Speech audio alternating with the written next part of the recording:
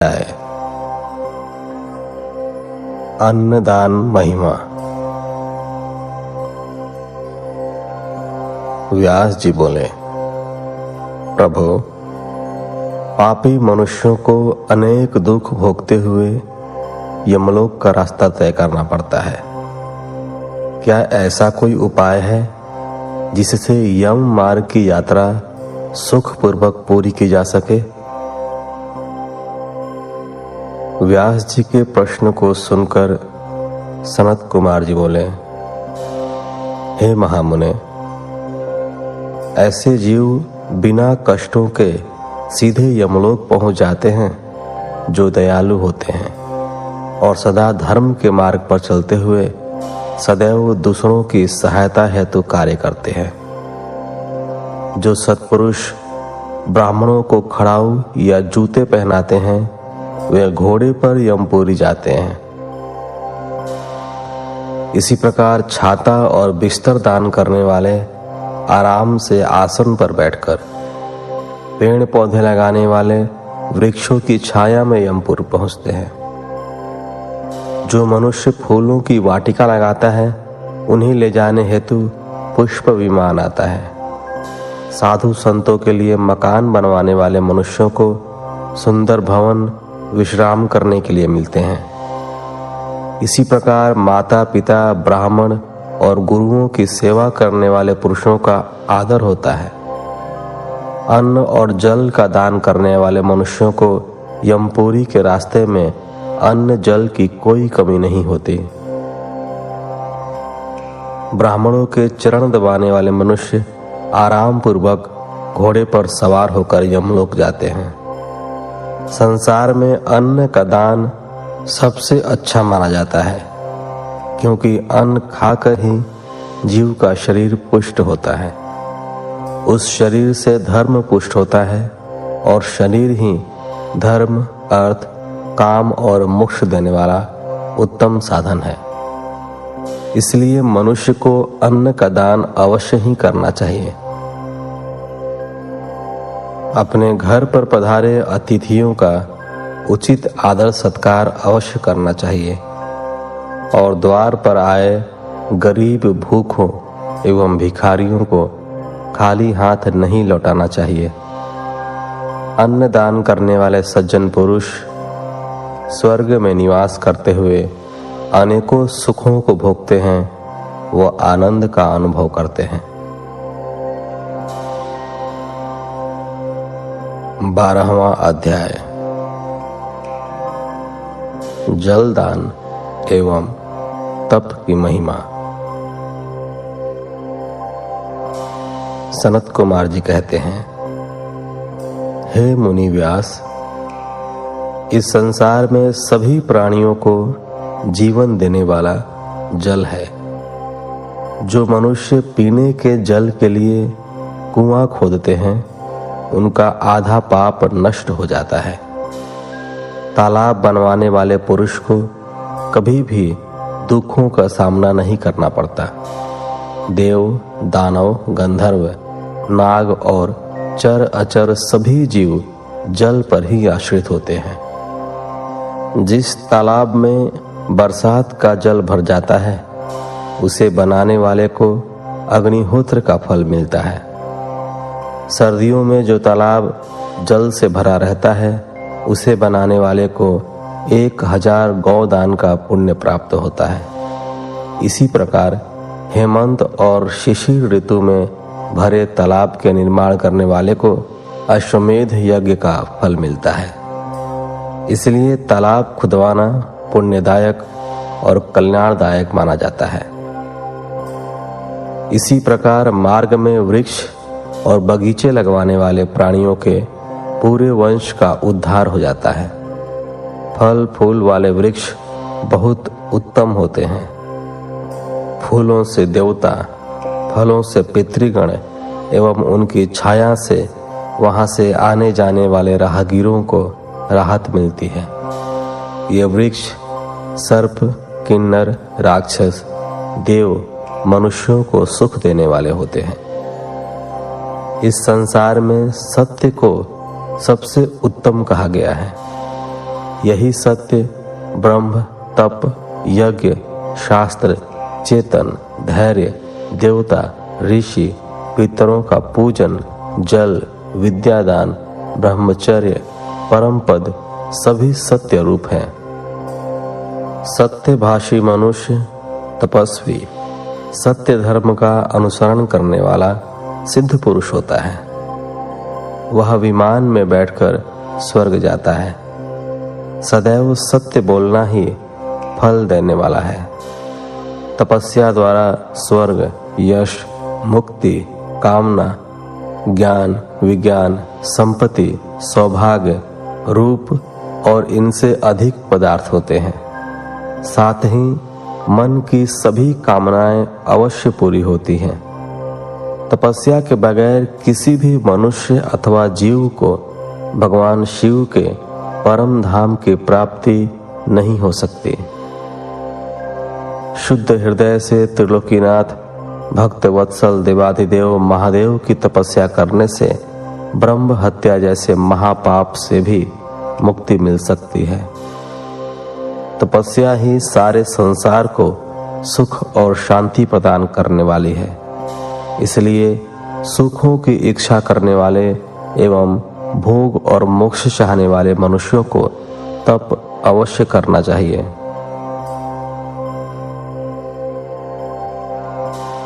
तेरहवां अध्याय पुराण महात्म्य।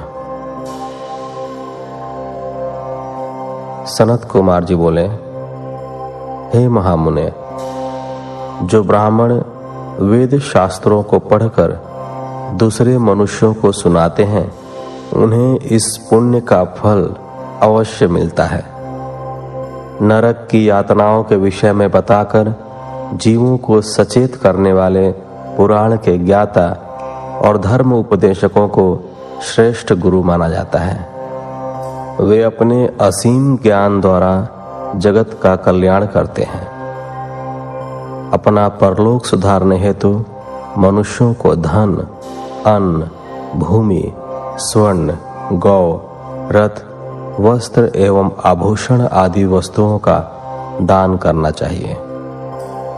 जुता हुआ खेत अर्थात लहलहाते फसल वाले खेत का दान करने से मनुष्य की 10 पीढ़ियां सुधर जाती हैं। वह मनुष्य सभी सुखों को भोग कर अंत में विमान पर सवार होकर सीधे स्वर्गलोक जाता है। अपने घर में अथवा शिवालय या मंदिरों में भगवान शिव, विष्णु और सूर्य पुराण का पाठ करवाने वाले उत्तम पुरुष को राजसूय यज्ञ व अश्वमेध यज्ञ का फल मिलता है। वे सूर्यलोक होते हुए ब्रह्मलोक में जाते हैं।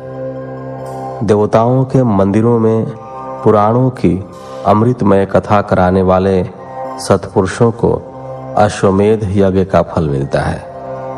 इस संसार में मुक्ति प्राप्त करने की इच्छा रखने वाले मनुष्यों को श्रद्धापूर्वक भक्ति भावना से शिव पुराण की परम पवित्र कथा अवश्य पढ़नी अथवा सुननी चाहिए। प्रतिदिन कुछ समय के लिए शिव पुराण की कथा अवश्य सुननी या पढ़नी चाहिए। इस संसार में अपने कर्मों के बंधनों से मुक्त होने के लिए शिव पुराण का ज्ञान अवश्य प्राप्त करना चाहिए। निरंतर योग शास्त्रों का अध्ययन करने अथवा पुराणों का श्रवण करने से समस्त पापों का नाश होता है एवं धर्म की वृद्धि होती है।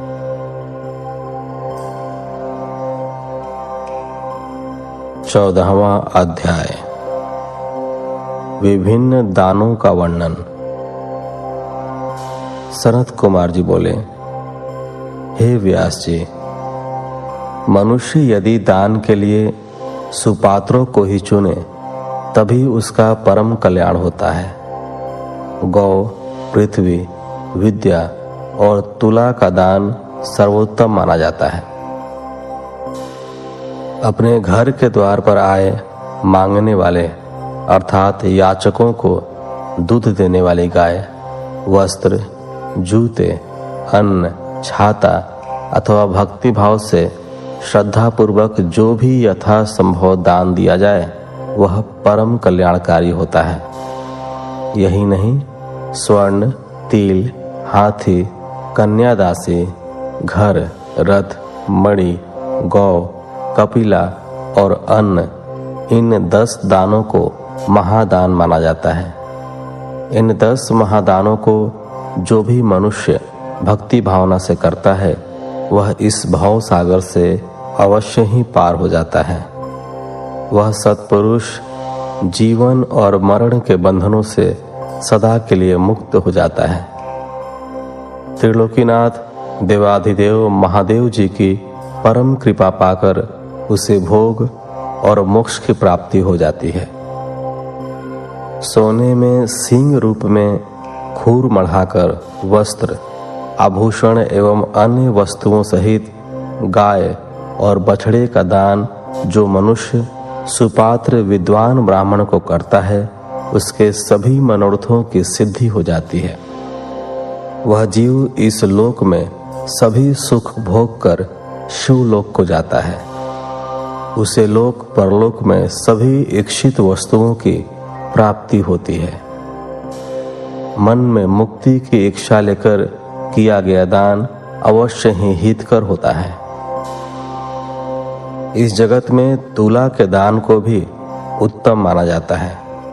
तुला दान करने वाले मनुष्य को चाहिए कि वह मन ही मन शिव जी का स्मरण करके उनसे प्रार्थना करे कि वे उसका कल्याण करें।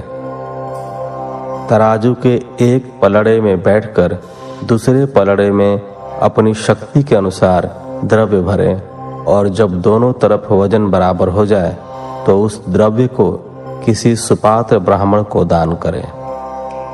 ऐसा दान करते समय शुद्ध हृदय से कल्याणकारी भगवान शिव से प्रार्थना करें कि हे प्रभु, मैंने बचपन से लेकर अब तक अपने जीवन में जाने अनजाने जो भी पाप किए हों उन्हें आप अपनी कृपा दृष्टि से भस्म कर दें।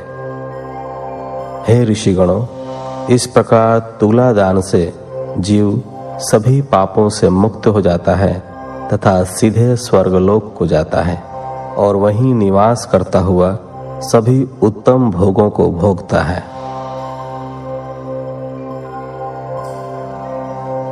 15वां अध्याय, पाताल लोक का वर्णन। सनत कुमार जी बोले, हे व्यास जी, अब मैं आपको ब्रह्मांड के विषय में बताता हूं। यह ब्रह्मांड जल के बीच में स्थित है और त्रिलोकीनाथ भगवान शिव के अंश शेष नाग ने इसे अपने फन पर धारण कर रखा है एवं श्री हरि विष्णु इसका पालन करते हैं। सभी देवता और ऋषि मुनि, साधु संत सृष्टि के कल्याण हेतु शेषनाग का प्रतिदिन पूजन करते हैं। इन्हीं शेषनाग को अनंत नाम से भी जाना जाता है। आप अनेकों गुणों से संपन्न हैं और आपकी कीर्ति का गुणगान सभी देवताओं सहित सारे ग्रह और नक्षत्र भी निरंतर करते हैं। नाग कन्याएं सदैव आपकी पूजा और आराधना करती रहती हैं।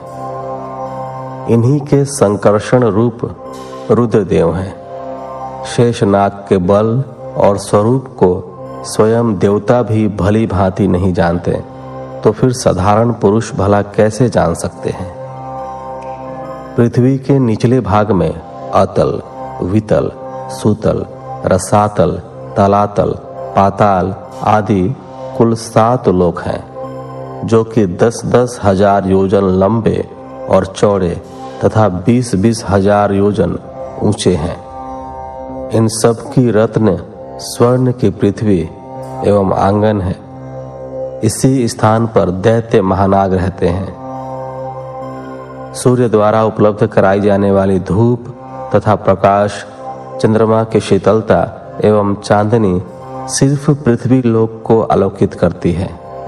यहीं पर सर्दी, गर्मी और वर्षा नामक अनेक ऋतुएं होती हैं। इस प्रकार पाताल लोक में सभी प्रकार के सुख विद्यमान हैं जो कि जीवों को सभी आवश्यकताओं को पूरा करने में पूर्णतः सक्षम है।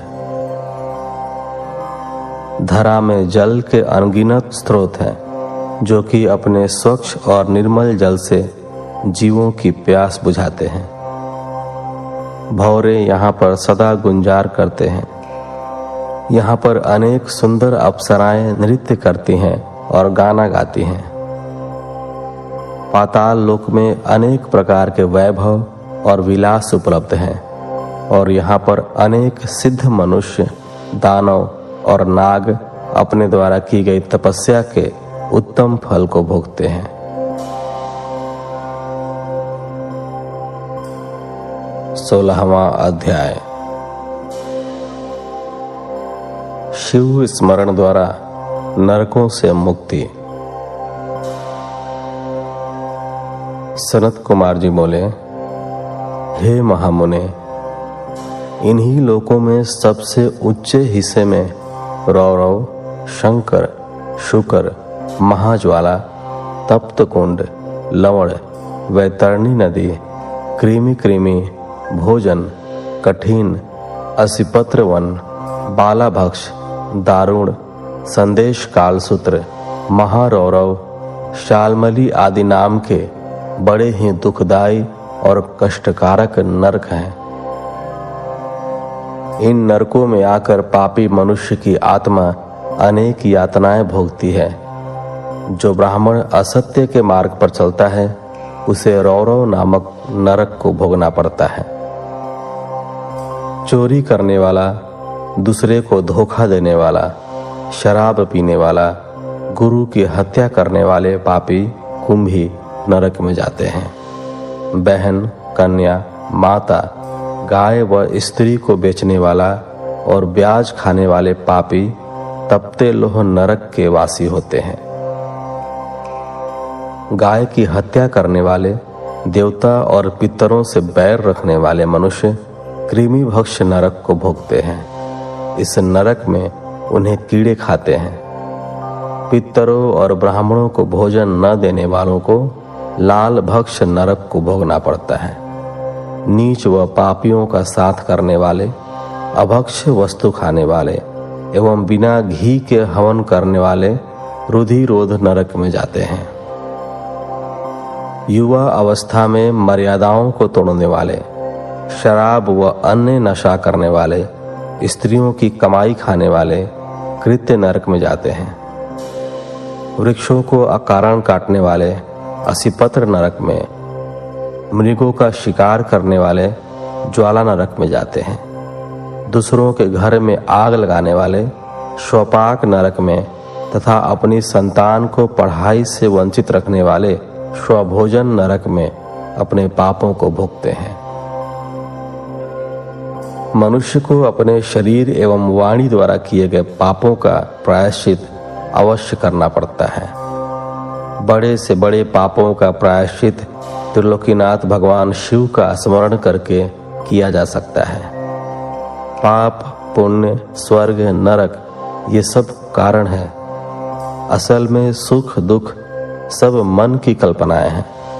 परम ब्रह्म को पहचान कर उसका पूजन करना ही ज्ञान का सार है। 17वां अध्याय। जम्बू द्वीप वर्ष का वर्णन। सनत कुमार जी बोले, हे व्यास जी, अब मैं आपको भूमंडल के 7 द्वीपों के विषय में बताता हूं। जम्बू, प्लक्षु, शालमली, कुश, क्रौंच, शाक, पुष्कर ये 7 महाद्वीप हैं। इन द्वीपों के चारों ओर 7 समुद्र हैं। ये 7 समुद्र जल, ईख, क्षीर, केसर, मद्य, घी, दूध और दही से भरे हैं। इन द्वीपों के बीच में सुमेरु पर्वत है। सुमेरु के दक्षिण में निषद, हिमाचल, हेमकूट पर्वत है। दक्षिण में हरि, उत्तर में रम्यक है, वही हिरण्मय है। इसके बीच में इलावृत है, जिसके बीच में मेरु पर्वत स्थित है। मेरु पर्वत के पूर्व दिशा में मंदिर, दक्षिण दिशा में गंधमादन, पश्चिम दिशा में विपुल एवं उत्तर